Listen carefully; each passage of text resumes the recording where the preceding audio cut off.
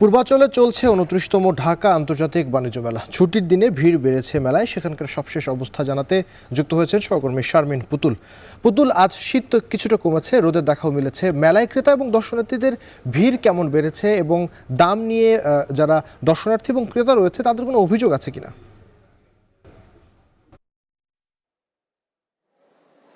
আবির, আজ বেশ কয়েকদিন পরেই সূর্যের দেখা মিলেছে। সকাল থেকে আমি বাণিজ্য মেলায় ছিলাম। সকালে কিছুটা দর্শনার্থী কম ছিল, তো বেলা বাড়ার সাথে সাথে অল্প কিছু মানুষজন বেড়েছে। তবে যতটা বাড়ার কথা ছিল তেমন কিন্তু দেখা যায়নি লোকজনকে। তবে আশা করা হচ্ছে হয়তো বিকেলের দিকে কিন্তু সন্ধ্যার দিকে আরেকটু বাড়তে পারে। আর দরদাম নিয়ে যেটা বলেছিলেন, যে দরদাম নিয়ে এবার প্রতিবারই কিন্তু ক্রেতাদের এবং বিক্রেতাদের অনুযোগ থাকে এবার দাম একটু বাড়া নিয়ে। এবারও ক্রেতাদের সাথে কথা বলেছি, তারা বলছেন যে এবার স্টলে কালেকশনগুলো তুলনামূলক একটু কম রয়েছে এবং একটু দামটা একটু বেশি। তবে বিক্রেতারা বলছেন যে তাদের এই যে মূল্যস্ফীতি বলেন সবকিছু মিলিয়ে এবং বিদেশি যারা রয়েছে স্টল যারা দিয়েছেন তাদের দাবি যে তাদের একটা খরচ রয়েছে, সেই খরচ ওঠাতে কিছুটা পোষানোর জন্য কিন্তু একটু দাম রাখতে হচ্ছে। আবার কিছু কিছু ক্ষেত্রে যেমন কিছু দোকানের একটু দাম রিজনেবল রয়েছে বলে অনেকে বলছেন।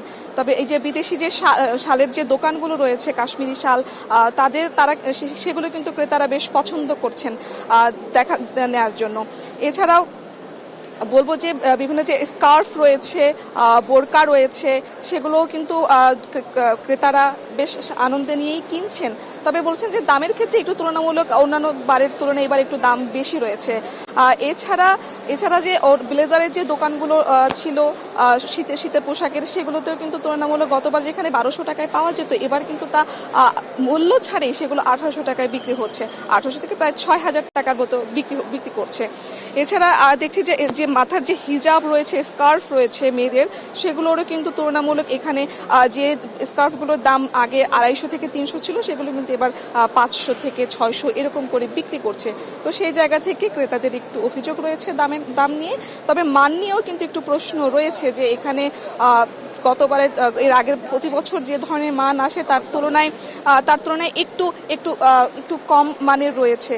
তবে ধারণা করতে হবে বেচা বিক্রির ক্ষেত্রে বলবো যে এখনো তো মেলা শুরু হয়েছে কেবল।